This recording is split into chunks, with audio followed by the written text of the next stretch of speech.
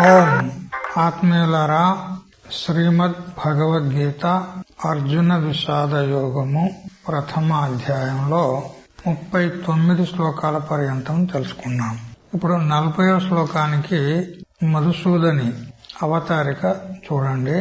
74వ అంకము, 38వ page. ఏవంచ విజయాదీనాం అశ్రేయస్త్వేన అనాకాంక్షితత్వాత్ న తదర్థం ప్రవర్తితవ్యం ఇది దృఢయితుం అనర్థ అనుబంధిత్వేన అశ్రేయస్త్వమేవ ప్రపంచయన్ ఆహ. ఈ ప్రకారంగా విజయాది అంటే యుద్ధంలో గెలుపు మరియు రాజ్య ప్రాప్తి మరియు రాజ్య భోగాలు ఇవన్నీ కూడా అకల్యాణమునకు కారణములున్నందువలన అవాంఛనీయములు ఉన్నవి.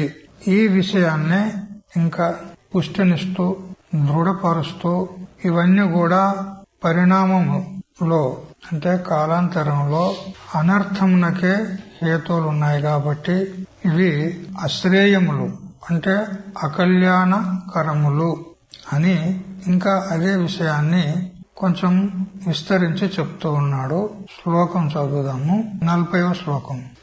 కులక్షయే ప్రణశ్యంతి కులధర్మా సనాతనాః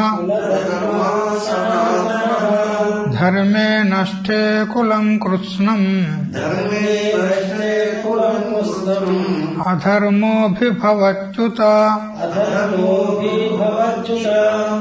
కులక్షయే అంటే యుద్ధం చేసినట్లయితే ఇరువైపుల్లో మన వారందరూ కూడా మరణిస్తారు కాబట్టి మన కులము నశించిపోతుంది, భ్రష్టమైపోతుంది. కులం నశించినట్లయితే సనాతనాః కులధర్మాః శాశ్వతమై ప్రాచీన కాలం నుండి వస్తున్నటువంటి కులంలో ఆచరింపబడేటువంటి ధర్మాలు ఏవైతే ఉన్నాయో అవన్నీ కూడా ప్రణశ్యంతి నశించిపోతాయి. ఎప్పుడైతే కులధర్మాలు నశించిపోతాయో ధర్మే నష్టే ధర్మము నశించినదగుచుండగా కృత్స్నం కులం సంపూర్ణ కులము అధర్మ ఉత అభిభవతి. అధర్మము మన కులధర్మాలను అన్నిటిని కూడా అభిభూతం చేస్తుంది, నాశనం చేస్తుంది అని శ్లోకార్థం. కులము క్షీణించినట్లయితే కులధర్మాలు నాశనం అవుతాయి. కులధర్మాలు నాశనం అయితే సంపూర్ణ కులధర్మాలన్నీ కూడా అధర్మం చేత అభిభూతమైపోతాయి, తిరస్కరింపబడతాయి అని శ్లోకార్థము. దీనికి మధుసూదని సనాతనాః మన కులధర్మాలన్నీ ఎలాంటి అనంటే సనాతనములు. సనాతనము అంటే నిత్యము, శాశ్వతము అని కూడా అర్థం. ఒకవేళ కులధర్మాలు నిత్యములు అని ఒకవేళ స్వీకరిస్తే అర్జునుడు అనే మాటకు వ్యాఘాత దోషం వస్తుంది. శాశ్వతమని చెప్పుట, నశించిపోతాయని చెప్పుట విరుద్ధం, వ్యాఘాత దోషం. కులధర్మాలు సనాతనములు అన్నాడు. సనాతనం అంటే నిత్యం, శాశ్వతం. నిత్యం అంటే దేనికంటారు? ఎప్పుడు నాశనం కానిది నిత్యం. మరి నాశనం అయిపోతాయని మళ్ళీ అంటున్నాడు. నిత్యం ఎట్లా నాశనం అయిపోతుంది? ఇది ఎట్లున్నదంటే పూర్వోత్తర విరోధ. మాట్లాడుకుంటూ ఏమంటున్నాడంటే నా నోట్లో నాలుక లేదంటున్నాడు. నాలుక లేకపోతే ఎలా మాట్లాడగలడు? విరోధం కదా. మా తల్లి గుడ్రాలు అంటాడు. సంభవమా? తల్లి గుడ్రాలు అయితే వీడెక్కడి నుంచి వచ్చాడు? మా తండ్రి బాలబ్రహ్మచారి అంటాడు. పెళ్లి చేసుకోలేదు. మా తాత కొడుకులే లేరంటారు. ఇది వ్యాఘాతం అంటారు. మమ ముఖే జిహ్వా నాస్తి మాతామే వంద్యా ఆసీత్ పితామే బాలబ్రహ్మచారి అపుత్రస్య పితామహ. ఇది వ్యాఘాత దోషానికి శ్లోకం అన్నమాట.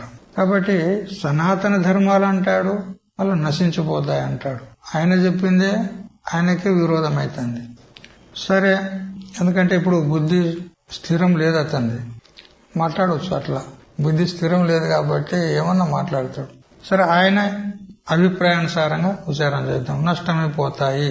సనాతనాః అంటే పరంపరా ప్రాప్తాః కులధర్మాః. పరంపర అనాదికాల నుంచి ప్రాప్తమైనటువంటి కులధర్మాలు అంటే కులోచితాః ధర్మాః.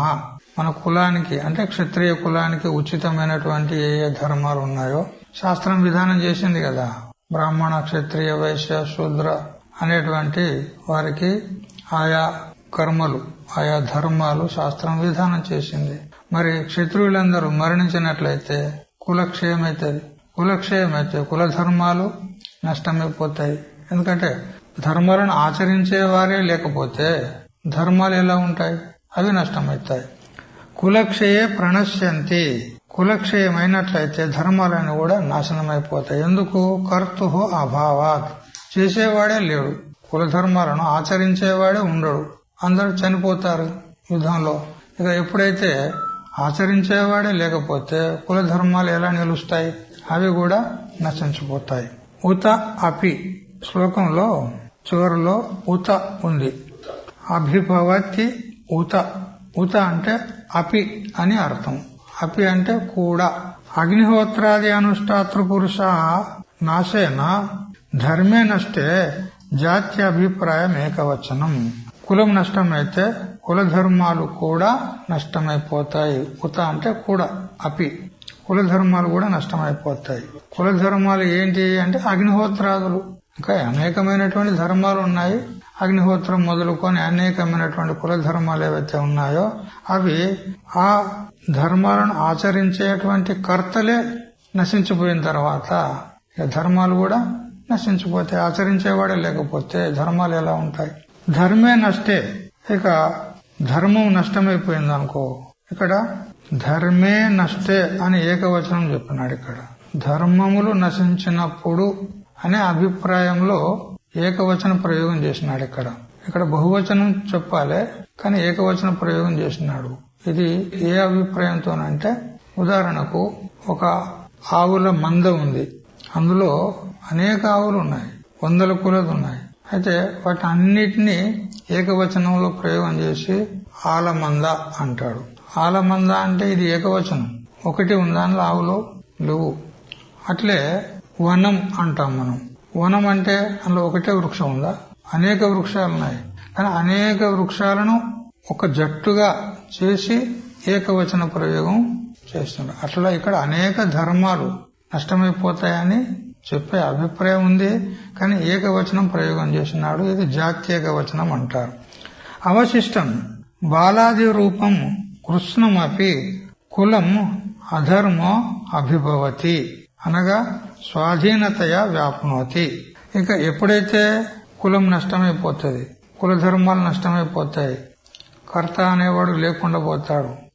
ఎప్పుడైతే ఆ కర్త అనేవాడు లేకుండా పోతాడో తన యొక్క సంతానం ఏదైతే ఉందో, తండ్రి యుద్ధంలో మరణించాడు, ఇప్పుడు అతడు ధర్మ అనుష్ఠానం చేయడానికి లేడు, కర్త అనేవాడు ఎవరు లేడు, అతడు చనిపోయాడు. అతడు చనిపోతే ధర్మాలు నష్టమైపోతాయి, మరియు ఉత్తర తరము కూడా, తర్వాత తరము కూడా నశించిపోతుంది.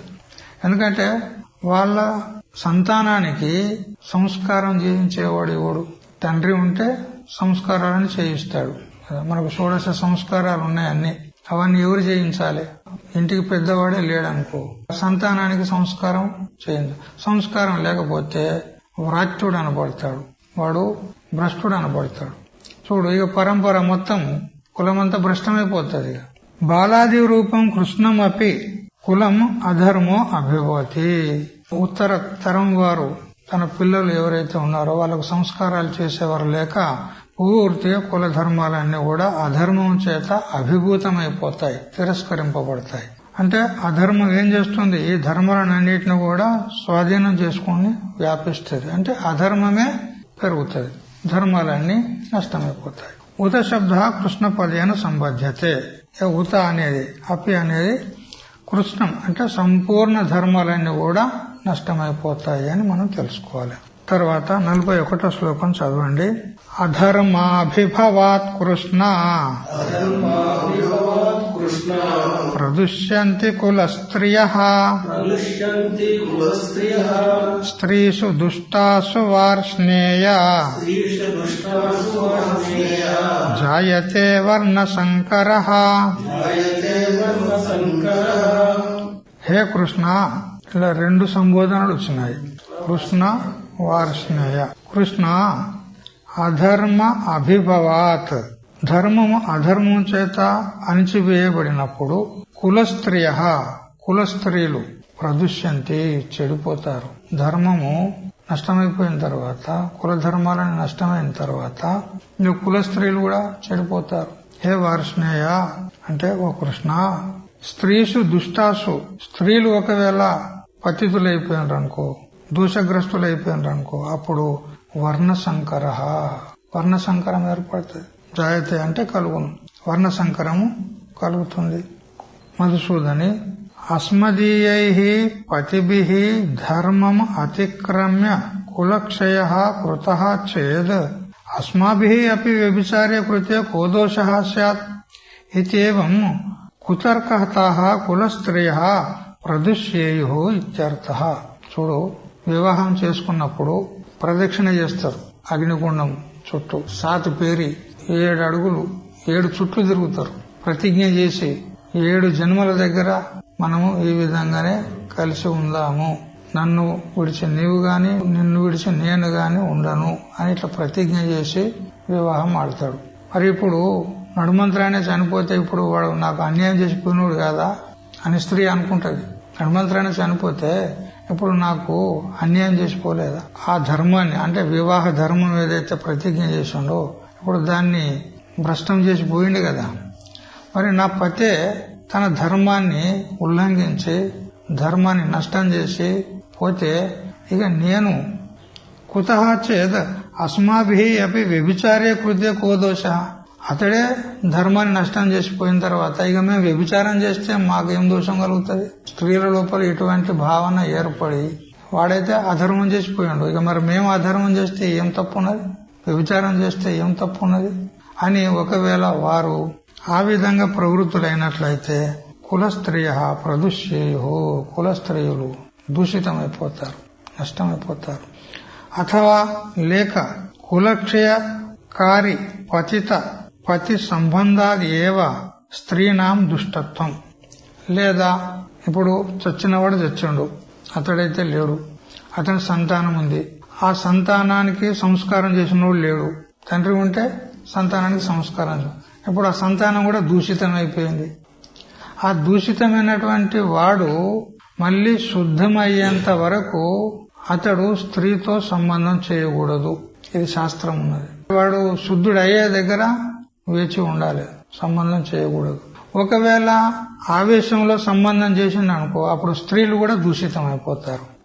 వాడు దూషితుడే, స్త్రీ కూడా దూషితమైపోతే కలిగే సంతానం కూడా దూషితమైపోతుంది. మొత్తం అంతా కులమంతా భ్రష్టమైపోతుంది. ఇక్కడ ప్రమాణం ఉంది, ఆశుద్ధేహే సంప్రతీక్ష్యో హి మహాపాతక దూషిత యాజ్ఞవల్క్య స్మృతే 3-77 ఇత్యాది స్మృతే. ఆ దూషితుడైనటువంటి వ్యక్తి అతడు శుద్ధమయ్యేంత వరకు నిరీక్షించి ఉండాలి స్త్రీ.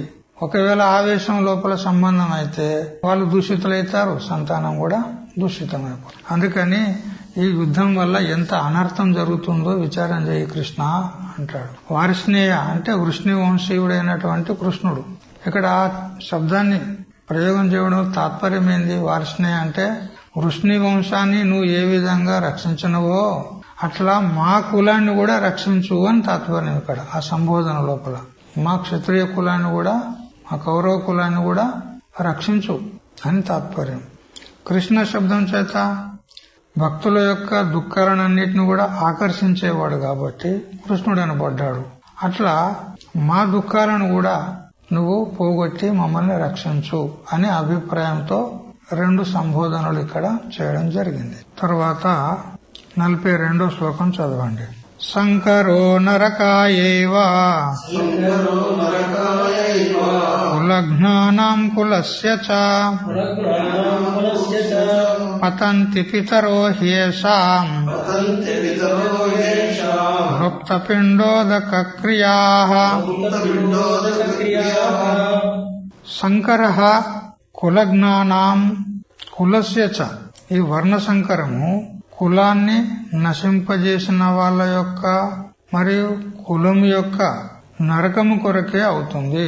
కులాన్ని నాశనం చేసిన వాళ్ళు నరకానికే పోతారు, కులం కూడా నాశనం అయిపోతుంది, నరకానికి. ఎందుకంటే పితరులు ఉంటారు, ఇంతకు ముందుకు మరణించినటువంటి పితరులు ఉంటారు కదా, వాళ్ళు వారి వారి పుణ్య విశేషం చేత స్వర్గస్థులైనా గాని వీరు చేసిన పాపం చేత వాళ్ళు నరకానికి పోతారు. ఇప్పుడు ఎన్ని దోషాలు వస్తున్నాయి. యుద్ధం చేస్తే కులము నష్టమవుతుంది, ఆ కులం నాశనం చేసిన వాళ్ళు నరకానికి పోతారు.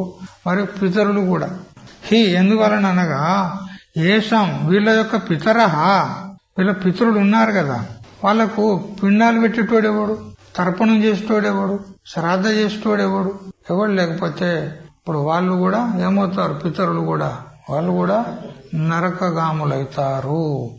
వృప్త పిండోదక క్రియా, పిండదానం చేసేవాడు లేడు, జలతర్పణం చేసేవాడు లేడు, అందువల్ల వాళ్ళు పతంతి అధోలోకాల్లో పడిపోతారు. ఇంత అనర్థం ఉంది యుద్ధం వల్ల. టీకా కులస్య సంకరః చ కులజ్ఞానాం నరకాయేవ భవతి ఇత్యన్వయః. కులము మరి కులమును భ్రష్టం చేసినటువంటి వారు అందరూ కూడా నరకగాములైతారు, నరకానికి పాత్రులైతారు, నరకానికి పోతారు. నా కేవలం కులజ్ఞానమేవ నరకపాతః కింటు తత్ పితॄణామపి ఇత్యాహ పతంతి. వాళ్లే నరకానికి పోతారు ఇట్లా కాదు, వాళ్ళ పితరులు కూడా నరకానికి పోతారు. హి శబ్దో అపి అర్థే హేతువ. శ్లోకంలో హేషాం ఉన్నది. హి అంటే అపి అంటే కూడా, అంటే వారు కూడా, పితరులు కూడా నరకానికి పోతారు. లేదా వీరు కులమును భ్రష్టం చేసినందువల్ల ఈ హేతు చేత వాళ్ళ కులంలో ఉన్నటువంటి పితరులు కూడా నరకానికి పోతారు. పుత్రాదీనాం కర్తॄణాం అభావాత్ లుప్తాః పిండస్య ఉదకస్య చ క్రియా ఏషాం తే తథా. ఇక పుత్రులే భ్రష్టులైపోయినరు, వాళ్ళు నష్టమైపోయినరు, కులాన్ని నాశనం చేసినరు, ఇక పిండ తర్పణ చేసేవాడే లేడు అన్నప్పుడు ఇక ఈ శ్రాద్ధాది కర్మలు చేసేవాడు లేడు కాబట్టి పితరులు వాళ్ళు అధోగతిని పొందుతారు. కులజ్ఞానాం పితరః, ఎవల పితరులు అంటే ఈ కులనాశకులు ఎవరైతే ఉన్నారో వాళ్ళ పితరులు. పతంతి నరకాయేవ ఇత్యనుసంగః, వాళ్ళు నరకంలోనే పడిపోతారు అని చెప్పినాడు. 43వ శ్లోకం. దోషైరేతైః కులజ్ఞానాం వర్ణసంకరకారకైః ఉత్సాద్యంతే జాతి ధర్మాః కులధర్మాశ్చ శాశ్వతాః. వర్ణసంకరకారకైః ఏతైః దోషైః, వర్ణసంకరమునకు హేతులైనటువంటి ఈ దోషాల చేత, కులాన్ని నశింపజేసేటువంటి ఈ దోషాల చేత శాశ్వతాః జాతి ధర్మాః కులధర్మాః చ, శాశ్వతమైనటువంటి జాతి ధర్మాలు కులధర్మాలు ఇవన్నీ కూడా ఉత్సాద్యంతే అంటే నశింపబడతాయి. కాబట్టి కులం నష్టమైందనుకో అప్పుడు కుల స్త్రీలు నష్టమైపోతారు. కుల స్త్రీలు దూషితమైతే మొత్తము ఇక వారి వంశమే భ్రష్టమైపోతుంది. పితరులు నరకానికి పోతారు. ఈ కులభ్రష్టులైనటువంటి కులనాశకులు వీళ్ళు కూడా నరకానికి పోతారు. మొత్తం కులమే నరకము పోతుంది. జాతి ధర్మాః అంటే క్షత్రియత్వాది నిబంధనాః కులధర్మాః అసాధారణాః చ. జాతి ధర్మాలు అంటే ఏమి? క్షత్రియత్వమునకు జాతి, ఆ జాతికి సంబంధించినటువంటి ఏ కుల ధర్మాలు ఉన్నాయో అసాధారణమైన ధర్మాలు. ఎందుకనంటే ఏ కులానికి విధానం చేసినటువంటి ధర్మాలు ఆ కులం వారే ఆచరించాలి. ఇది అసాధారణ ధర్మం, అందరూ ఆచరించాలి. అది శాస్త్రం విధానం చేయలే. ఏ ధర్మమైనా గాని బ్రాహ్మణులు గాని క్షత్రులు గాని వైశ్యులు శూద్రులు ఎవరు కూడా ఆచరించవచ్చు అని ఇట్లా చెప్పలే. ఎవరికి కేటాయించిన ధర్మాలు వారే ఆచరించారు. అందుకని ఇవి అసాధారణ ధర్మాలు ఉన్నాయి. ఇప్పుడు క్షత్రియత్వాది ఏ జాతి ధర్మాలు ఉన్నాయో అసాధారణ ధర్మాలు ఏతైః దోషైః ఉచ్ఛాద్యంతే.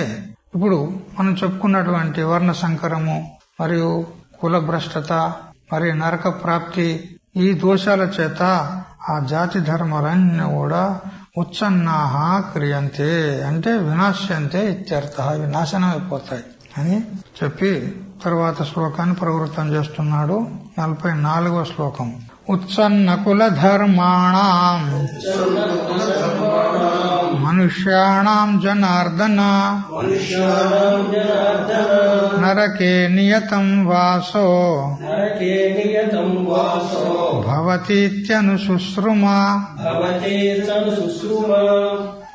హే జనార్దన అంటే ఓ కృష్ణ, అంటే ఇక్కడ జనైహి అర్థ్యతే ఇది జనార్దన, భక్తజనుల చేత వారి యొక్క కళ్యాణం కోసము భగవంతుని ప్రార్థిస్తారు. భగవంతుడు వాళ్ళను ఉద్ధరించి వారి కళ్యాణం చేస్తాడు. అందుకని జనార్దనుడు అనబడతాడు. అదే విధంగా ఇక్కడ నిన్ను కూడా మేము అర్థిస్తున్నాం. మా కులాన్ని రక్షించు, మమ్మల్ని రక్షించు, మాకు అధపతనం కానియకు, పతనం నుండి మమ్మల్ని రక్షించు అని ఈ విధంగా ప్రార్థన అభిప్రాయంతో జనార్దన అని సంబోధన ప్రయోగం చేసినాడు ఇక్కడ. హే జనార్దన, ఉత్సన్న కులధర్మాణం, నశించినటువంటి కులధర్మాలు గల మనుష్యాణం, మనుష్యులకు, నియతం అంటే తప్పక, నిరయే అంటే నరకంలో, వాసః అంటే నివాసం భవతి ఇది, వారికి తప్పకుండా నరకవాసం ప్రాప్తమవుతుంది. ఎవరైతే కులధర్మాలను నష్టం చేసినటువంటి మనుషులు ఉంటారో వారికి నియమం చేత తప్పకుండా నరకమే ప్రాప్తమవుతుంది అని నీవెలా చెప్పగలుగుతున్నావు ఇంత ఖచ్చితంగా అని అర్జునుని ఒకవేళ కృష్ణుడు అడిగితే అంటాడు అనుశుశ్రుమ అంటాడు. అనుశుశ్రుమ అంటే మేము శాస్త్రం ద్వారా పెద్దల ద్వారా విన్నాం. ఎవడైతే కులమును భ్రష్టం చేస్తాడో, కులనాశనం చేస్తాడో వాని యొక్క కులం మొత్తం పితరులతో సహితంగా నరకగాములు అవుతారు, నరకానికి వెళ్తారు అని మేము శాస్త్రం ద్వారా పెద్దల ద్వారా విన్నామని ప్రమాణం చూపెడుతున్నాడు. ఈ విధంగా ప్రమాణ సహితంగా, అంటే ఇది నేను ఏదో నా బుద్ధితోనే తర్కం చేసి మాట్లాడుతున్నా అని మీరు అనుకోకండి. మేము శాస్త్రం ద్వారా విన్నాము, మరి పెద్దల ద్వారా, మన శిష్టులు పూర్వీకులు ఎవరైతే ఉన్నారో వాళ్ళ ద్వారా మేము విన్నాము అని ప్రమాణం కూడా ఇచ్చినాడు. తర్వాత 45వ శ్లోకానికి అవతారిక. బంధువద పర్యవసాయి యుద్ధ అధ్యవసాయ అపి సర్వతా పాపిష్టతరః కిం పునః యుద్ధం ఇది వక్తుం తద్ అధ్యవసాయేన ఆత్మానం శోచన్ ఆహ. చూడు, బంధువులను వధించాలి అనేటువంటి నిశ్చయం చేసుకొనుటయే ఇది పాపిష్టతరమైనటువంటిది. చంపాలని నిశ్చయం చేసుకుని, ఇక చంపాలని నిశ్చయం చేసుకున్నటనే ఇది మహా పాపిష్టతరమైనటువంటి ఆలోచన. ఇక చంపుట అనేది ఇంకెంత గొప్ప పాపం చూడు. అందుకని అయ్యో, మనము ఇన్ని శాస్త్రాల జ్ఞానం కలవారమే మన బంధువులను చంపడానికి నిశ్చయం చేసుకున్నామనంటే అయ్యో ఎంత ఆశ్చర్యకరము, ఎంత దుఃఖదాయకమైనటువంటి విషయము అని ఆశ్చర్యాన్ని, ఖేదాన్ని ప్రకటన చేస్తున్నాడు అర్జునుడు. 45వ శ్లోకం. అహో బత మహత్ పాపం కర్తుం వ్యవసితా వయం యద్రాజ్య సుఖలోభేన హంతుం స్వజనముద్యతాః. అహో అంటాడు ఇక్కడ. అహో అంటే ఆశ్చర్యం. ఏమి, మనము ఇన్ని శాస్త్రాల జ్ఞానం ఉన్నది, సదాచార సంపన్నులం ఉన్నాము, బంధువధ చేయుట పాపం అని తెలుసు, అయినా గాని బంధువధ చేయడానికి మనం నిశ్చయం చేసుకున్నామే, ఎంత ఆశ్చర్యము. బత ఖేదే, బత అనే శబ్దము ఖేదం నందు అర్థం ఇస్తుంది. అయ్యో ఎంత దుఃఖదాయకమైనటువంటి విషయం ఇది, అహో అని ఆశ్చర్యాన్ని, ఖేదాన్ని వ్యక్తం చేస్తూ అయ్యో ఎంత కష్టము. రాజ్య సుఖలోభేన, మరి వాళ్ళను చంపడానికి నిశ్చయం ఎందుకు చేసుకున్నాం మనం అంటే రాజ్య సుఖాల యొక్క లోభం చేత. యుద్ధంలో మనం జయించినట్లయితే రాజ్యం ప్రాప్తమవుతుంది, రాజ్య సుఖాలు ప్రాప్తమవుతాయి అనేటువంటి లోభం చేత ఇంత అనర్థానికి మనము ఉద్యుక్తులమైపోయాం. ఇంత పాపం చేయడానికి కూడా మనము నిశ్చయించుకున్నాం. అయ్యో అంటాడు. రాజ్య సుఖమునందు గల దురాశ చేత వయం మనము యత్ స్వజనం హంతుం ఉద్యతాః, ఈ బంధుజనులను చంపడానికి మనం ఉద్యుక్తులమైనాం కదా, అందువలన మహత్ పాపం కర్తుం వ్యవసితాః, ఈ గొప్పనైనటువంటి పాపాన్ని చేయడానికి కూడా మనం నిశ్చయించుకున్నామే. అయ్యో ఎంత ఆశ్చర్యము, ఎంత దుఃఖదాయకము అంటాడు. యద్ ఈదృశీతే బుద్ధి కుతః తర్హి యుద్ధాభినివేశేన ఆగతః అసి ఇది న వక్తవ్యం అవిమృశకారితయా మయా ఉద్ధత్యస్య కృతత్వాద్ ఇది భావః. అయితే మరి ఇంత బాగా విచారం చేసినావు అర్జున, నువ్వు మరి ఇటువంటివి యుద్ధం చేస్తానే ఎందుకు వచ్చినావు అన్నాడు కృష్ణుడు. యుద్ధం చేయడానికి ఎందుకు వచ్చినావు? యుద్ధ భూమిలోకి వచ్చి ఈ విచారం చేస్తున్నావు, ఇంటికాడ విచారం చేస్తే అక్కడనే ఆగిపోతుంటగా, ఈ యుద్ధానికి రాకపోతుంటే కదా అని అంటే, కృష్ణ ఏం చేయాలి, బుద్ధి గడ్డి తిని విచారం చేయలే. విమృశతయ అంటే నేను విచారం చేయకుండానే యుద్ధరంగంలోకి వచ్చినా ఏం చేయమన్నావు? నేను విచారం చేయలేకపోయినా, అసమర్థుడనైపోయినా విచారం చేయటంలో అని చెప్పి తన యొక్క ఖేదాన్ని వ్యక్తం చేసినాడు. తన అవిచారత్వాన్ని, అవివేకాన్ని, వివేకవంతుడై కూడా వివేకము భ్రష్టమైపోయింది. వివేకి కాదు, ఇట్లా కాదు, మహాన్ వివేకి అర్జునుడు. అయినా గాని ఆ వివేకము భ్రష్టమైపోయింది మోహం చేత. ఇంత పని చేస్తుంది మోహం. ఆ మోహము మోహ వైచిత్యే అంటే బుద్ధి విపరీత ఆలోచన చేస్తుంది మోహం చేత. ఏది మంచి ఏది చెడ్డ అనేది నిర్ణయం చేయలేదన్నమాట. విచలితమయ్యి విపరీత భావనను పొందుతుంది. అందువల్ల నేను విచారం చేయకుండా వచ్చినా, అందుకని నన్ను క్షమించు అంటాడు. ఇప్పుడు కృష్ణుడు అంటాడు, నన్ను తవ వైరాగ్య అపి, అయితే నీకు దృఢ వైరాగ్యం కలిగింది, నేను యుద్ధం ససేమరా చెయ్యనని నువ్వు అంటున్నావు. మరి నీవు యుద్ధం చేయకున్నా కూడా దుర్యోధనాదీనం యుద్ధోత్సుకత్వాత్ బంధువదో భవిష్యతి ఏవ త్వయా పునః కిం విధేయం ఇత్యతాహ. అర్జున, నువ్వు వైరాగ్యం కలిగినది కాబట్టి యుద్ధం చేయని మానుకున్నావు. కానీ యుద్ధం చేసేటువంటి ఉత్సుకతతో, ఉత్సాహంతో దుర్యోధనాలు వచ్చి నిలబడ్డారు. మరి వాళ్ళైనా యుద్ధం చేస్తారు. చేసినప్పుడు బంధువద అవుతుందా లేదా? స్వజనులు చచ్చిపోతారా లేదా? నా స్వజనులు వీళ్ళంతా నా బంధువులు, నావారు అనేటువంటి మోహంతో నువ్వు వాళ్ళని చంపనని ఊరకుంటే అంత మాత్రం చేత వారు ఊరకుంటారా?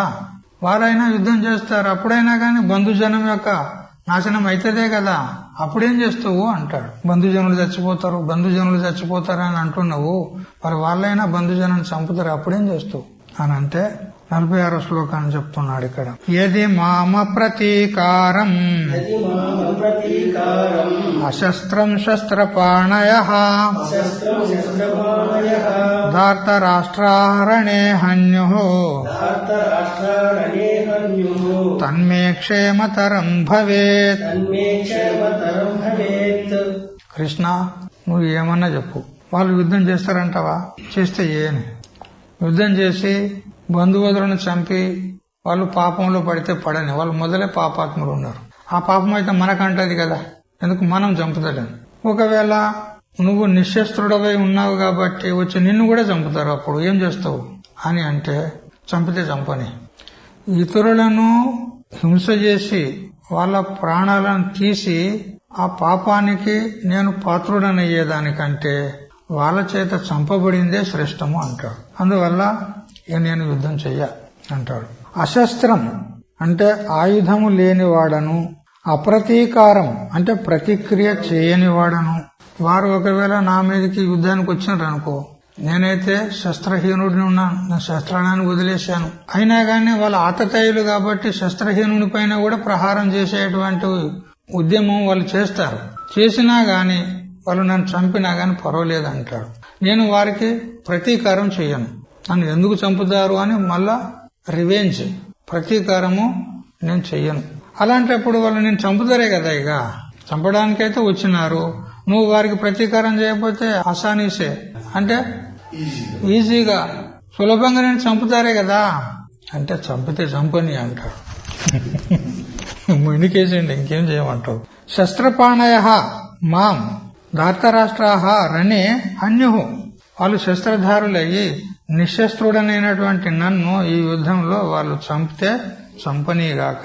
యది తత్ మే క్షేమతరం ఒకవేళ చంపినట్లయితే కూడా అది నాకు క్షేమమే అంటాడు, నా కళ్యాణమే అవుతుంది. ఎందుకంటే వాళ్ళని చంపి ఆ పాపానికి ఒడిగట్టుకునేదానికంటే వాళ్ళ చేత చంపబడేదే శ్రేష్టము, నా కళ్యాణమే అవుతుంది అన్నాడు. ప్రాణాదపి ప్రకృష్టో ధర్మ ప్రాణభృతం అహింస పాప అనిష్పత్తేహే. చూడు, ఆ ప్రాణధారులను చంపడం కంటే తాను చనిపోవడం శ్రేష్టం. ఎందుకనంటే పాప అనిష్పత్తే, పాపం కలగది. వాళ్ళని చంపిన పాపం మనకు కలగది. ఎందుకంటే మనం చంపుతలేం వాళ్ళని చంపేదానికంటే మనం చచ్చిందే బాగుంటది అనుకున్నాడు. తస్మాత్, అందువల్ల జీవనాపేక్షయా మరణమేవ మమ క్షేమతరం అత్యంతం హితం భవేత్. అందుకని బ్రతికి ఉన్నదానికంటే మరణమే నాకు చాలా శ్రేష్టతరమైంది. బ్రతికి ఉండి వాళ్ళని చంపేదానికంటే మరణించి నేను ఆ పాపం నుంచి నివృత్తుడు అయ్యింది చాలా మంచిది కదా అనుకుంటాడు. ప్రియతరం ఇది పాఠే అపి స ఏవ అర్థః. అయితే క్షేమతరం అనే చోట ప్రియతరం అనే శబ్దాన్ని ఒకవేళ పర్యాయంగా పాఠాంతరంగా చెప్పినా గాని ఇదే అర్థం తీసుకోవాలి అంటాడు. అప్రతీకారం స్వప్రాణత్రాణాయ వ్యాపారం అకుర్వాణం బంధువద అధ్యవసాయ మాత్రేణ అపి ప్రాయశ్చిత్తాంతర రహితం వా తథా చ ప్రాణాంత ప్రాయశ్చిత్తేన ఏవ శుద్ధి భవిష్యతి ఇత్యర్థః. దుర్యోధనాదులు ఒకవేళ వచ్చి నా పైన ప్రహారం చేసినరనుకో, అప్పుడు నేను వారితో తలపడి వారిని ఎదిరించి ప్రతీకారం చేసుకోను. ఆ ప్రతీకారము చేసుకోనటువంటి నన్ను వాళ్ళు ఒకవేళ చంపినా గాని, మరియు బంధువద అధ్యవసాయ మాత్రేణ అపి ప్రాయశ్చిత్తాంతర రహితం, బంధువులను చంపాలి అనేటువంటి నిశ్చయం చేసుకోవడం అంటేనే అది మహాపాతకం, పాపిష్టతరమైనటువంటిది. దానికి ప్రాయశ్చిత్తం లేదు. ఆ విధంగా నేను విచారించి నేను ఉదాసీనంగా ఉంటే వాళ్ళు వచ్చి నన్ను చంపినా గాని ప్రాణాంత ప్రాయశ్చిత్తేన ఏవ. చూడు, ప్రాణాన్ని వదులుకొని ప్రాయశ్చిత్తం చేసుకునుడే శ్రేష్టం అంటాడు. వాళ్ళని చంపుతానని అధ్యవసాయం అంటే నిశ్చయం చేసుకోనుటనియే అది మహాపాతకం. అంటే చంపుట అది మహాఘోర పాతకం. అందుకని ఆ పాతకానికి ప్రాయశ్చిత్తం లేదు. కానీ ఇప్పుడు నేను ప్రాణాన్ని వదిలేసి ప్రాయశ్చిత్తం చేసుకుంటే నేను శుద్ధుడనైపోతాను కదా. శుద్ధి భవిష్యత్. నేను ప్రాణాలను వదిలేసి అంటే వాళ్ళు నన్ను చంపుతారు, నేను ప్రాణాలను కోల్పోతాను. నా ప్రాణాలను వదిలేసి నాకు నేను శుద్ధిని చేసుకుంటా. వాళ్ళను చంపాలని నిశ్చయం చేసుకునేదే మహాపాతకము, దానికి ప్రాయశ్చిత్తం లేదు కదా. అటువంటి ప్రాయశ్చిత్తం లేనటువంటి పాపం చేత నేను శుద్ధుడనైపోతాను. ఎప్పుడు నా ప్రాణాలనే వదిలేస్తే వాళ్ళ చేత నేను చంపబడినట్లయితే నేను శుద్ధుడనైపోతాను, నాకు ప్రాయశ్చిత్తం అయినట్టే. ఇక ఏనకైనా ప్రకారేనా ఇక నేను మాత్రం యుద్ధం చేయలేను కృష్ణ అని చతికిలబడ్డాడు. వ్రతమునందు కూర్చుంటాడు. ఇక అయిపోయింది. తతః కిం వృత్తం ఇత్యపేక్షాయాం ఆహా. అప్పుడు ధృతరాష్ట్రుడు సంజయుని ద్వారా వింటున్నాడు కదా. అయితే ముంగటి ఏమైంది చెప్పు. వానికి కుతూహలం, ఉత్సాహం పెరిగింది. ఎట్లయినా నా కుమారులకు తప్పకుండా విజయం ప్రాప్తం అవుతుంది అని వానికి ఒక రకమైనటువంటి ఉత్సాహం కలిగింది. అయితే యథోక్తం అర్జునస్య వృత్తాంతం అంటే ఇప్పుడు ఇంత దనుక అర్జునుడు 2 సేనల మధ్యలో నా రథాన్ని నిలుపు అని కృష్ణునికి చెప్పిన తర్వాత కృష్ణుడు 2 సేనల మధ్యలో రథాన్ని నిలబెట్టిన తర్వాత ఆ అర్జునుడి యొక్క పరిస్థితి ఏమైంది ఇంత దగ్గర విన్నాడు. విన్న తర్వాత సంజయో ధృతరాష్ట్రం రాజాన్నం ప్రతి ప్రవేదితం. సంజయుడు ధృతరాష్ట్రునికి ఇదంతా కూడా చెప్పినాడు. తమేవ ప్రవేదన ప్రకారం దర్శయతి. అదే ప్రకారాన్ని చెబుతూ ఏవమితి అని ఇంకా ముందు జరిగింది అది చెప్తున్నాడు. ఇంకా ముందు ఏమైంది అని ఒకవేళ ధృతరాష్ట్రునికి జిజ్ఞాస కలిగింది. ఇంకా తర్వాత ఏమైంది చెప్పు అని అంటే సంజయ ఉవాచ ఏవముక్త్వార్జున సంఖ్యే రథోపస్థ ఉపావిశత్ విసృజ్య శరం చాపం శోక సంవిఘ్న మానసః. మూల కథా వృత్తాంతం. సంజయుడు ధృతరాష్ట్రంతో ఈ విధంగా అన్నాడు అని వైశంపాయనుడు జనమేజయునికి చెప్తున్నాడు.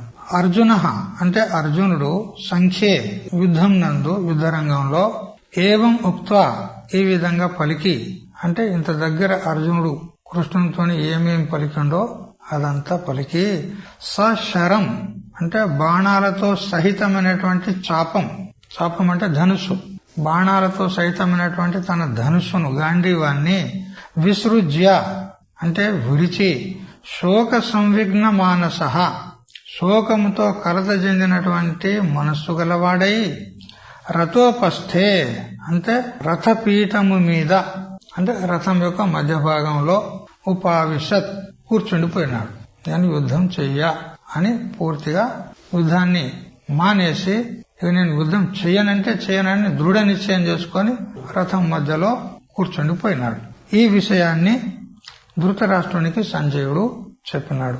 ప్రదర్శితేన ప్రకారేణ భగవంతం ప్రతి విజ్ఞాపనం కృత్వా ఇంత దగ్గర మనం తెలుసుకున్నటువంటి విషయాన్ని అర్జునుడు శ్రీకృష్ణునికి చెప్పి విజ్ఞాపనం చేసి శోక మోహాభ్యాం పరిభూత మానస సన్ అర్జున శోక మోహాల చేత శోకము దుఃఖము మోహము అంటే బుద్ధి వైపరీత్యం ఈ రెండిటి చేత కొట్టబడినటువంటి అర్జునుడు సంఖ్య అంటే యుద్ధ మధ్య శరేణ సహితం గాంధీవం త్యక్త్వా బాణాలతో సహితమైనటువంటి గాంధీవాన్ని వదిలిపెట్టి నా యోచ్యే అహం ఇది బ్రువన్ నేను యుద్ధం చెయ్యనంటే చెయ్యను అని ఈ విధంగా చెప్తూ మధ్యే రథస్య ఆ రథం యొక్క మధ్యలో సన్యాసమేవ శ్రేయస్కరం మత్వ నేను సన్యాసమే తీసుకుంటా, సన్యాసమే శ్రేష్టమైంది ఈ యుద్ధం కంటే అని ఈ విధంగా